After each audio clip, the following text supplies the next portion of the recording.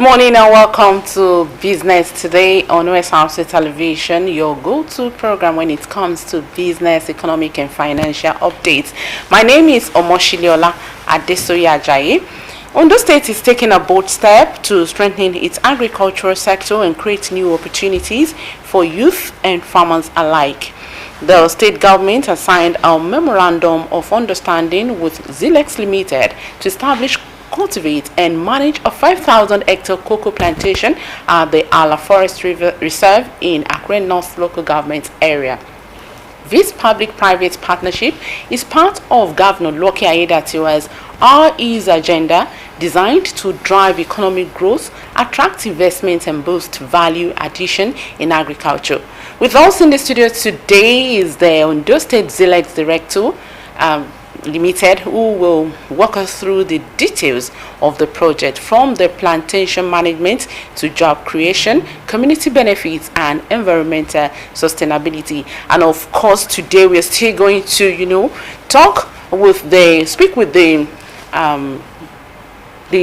chairman of Zilex, who is going to have a telephone conversation with us all the way from America, who will be talking to us on how far the Zilex Limited has gone in agribusiness. And so today, like I said, I have with me in the studio Mr. Joseph Fagboyegun, the Ondo State Director and Operations Manager, Zilex Limited. You're welcome. Thank you very much, Ma. Thank you for having me. It's good to have you. Thank you. Okay, for the benefit of those who are watching us or hearing Zilex Limited for the first time, briefly, can you introduce Zilex Limited and its experience in agribusiness? Zilex Limited is a company with vast expertise in oil and gas solutions, in telecommunications, and also with integration systems. You understand? So right now, by God's grace, we're making a groundbreaking experience into the agricultural sector. And that's why my chairman, Engineer Alex Omogbumi, decided to set up a company, Zilex Agro-Allied Hub, and that is in charge of any plantation, anything that's to do with cocoa, anything that's to do with cocoa region project is under that company. So a few weeks ago, February 2026, we signed a memorandum of understanding with Ondo State government.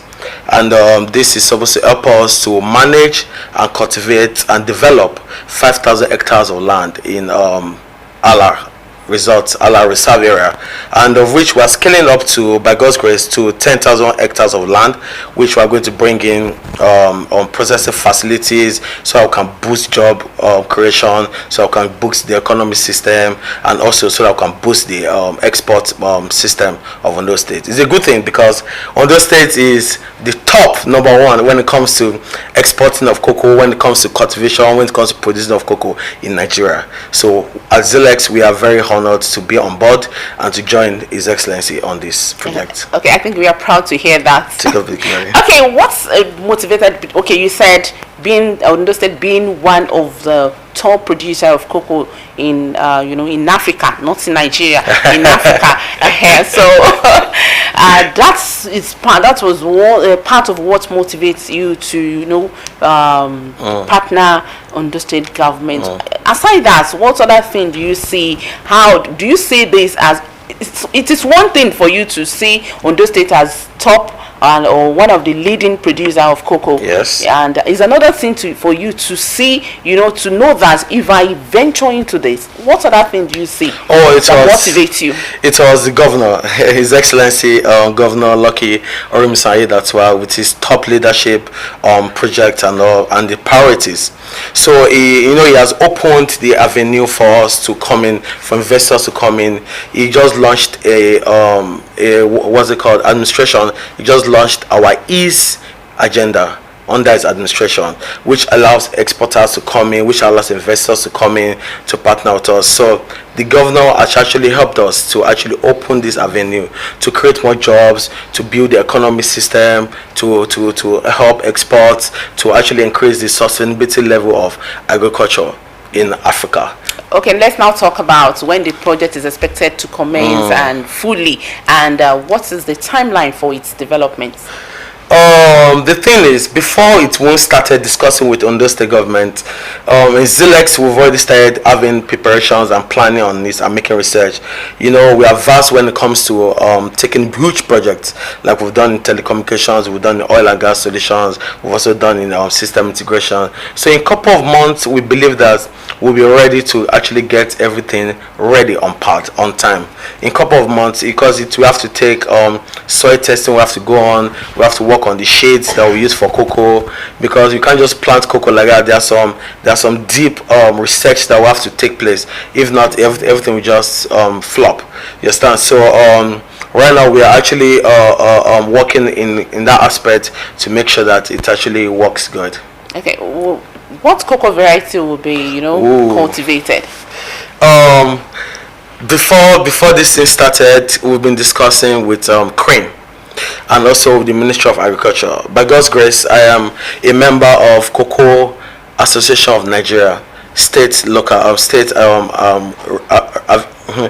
region, and that's under the leadership of Mr. Kendi Lawal. And also by God's grace, I'm also a member of Commodities Traders Association, CTA, that's under the administration of Mr. Superjet. So in our expertise and the research and everything, we've learned that TC series, Crane TC series hybrid cocoa is actually very, very, very good, because it is developed to help against pests, against diseases, and instead of waiting for like 10 years, 15 years for your cocoa to come out and for its harvesting, in 18 months everything is fine. So we're making use of TC series that the Crane has already developed. That is Crane TC series hybrid cocoa seedling. Okay. Have we seen any instances where this series have been, cultivated? Do we have it presently in Ondo State? Oh yes. It has been going on around a lot. Oh yes. And as I said, by God's grace, I'm a member of Kana CTA. So we've actually seen when we've distributed the seedlings, we've picked up seedlings from Crane. Actually, they distributed it to us, and we distributed it to all our cocoa producing local governments, and we have people that are actually into it that have planted the cocoa. So in 12 months, we have everything ready. In 6 months with the nursery, and 12 months. So in 2 years, everything is good to go. So it's actually something. It's not a test.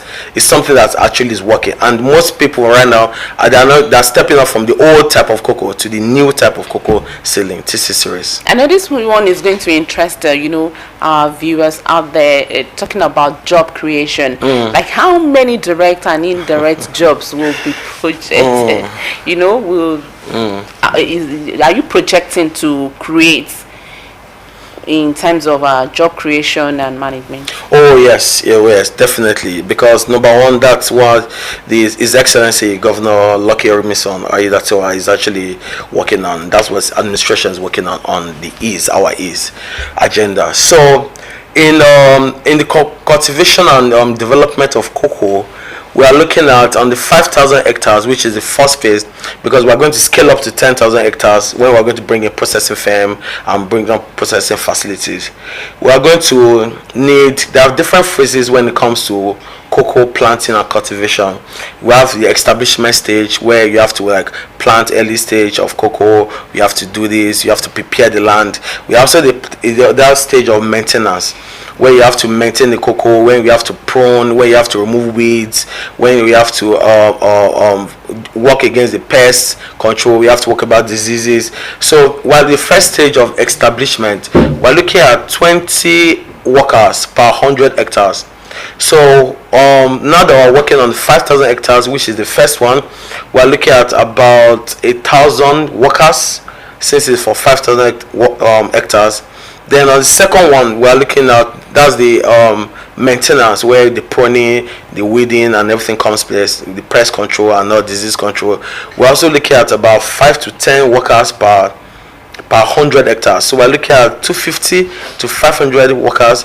And now the other stage now, which is the harvest stage, that's where they do the harvesting of cocoa, the fermentation of cocoa, the sun drying of cocoa. That will be looking like about 20 to 30 workers per 100 hectares. So generally, direct and indirect jobs, we should be looking at about 3,000 workers. And when we bring in the export facility, the processing facility rather, when we actually scale up to 10,000 hectares, when we actually bring in the export processing facility. We're looking at creating about 6,000 job thereabout, like 6,000, because there'll be women that will come and help us to pick up this cocoa. There'll be truck drivers, there'll be truck motorboys, there'll be security people, there'll be personnel, there'll be team leaders. So we're looking at creating about 6,000 jobs. Okay, will priority be given to the host community? Oh yes, definitely, because we are guests there. We don't know how the climate works. We don't know how the environment works.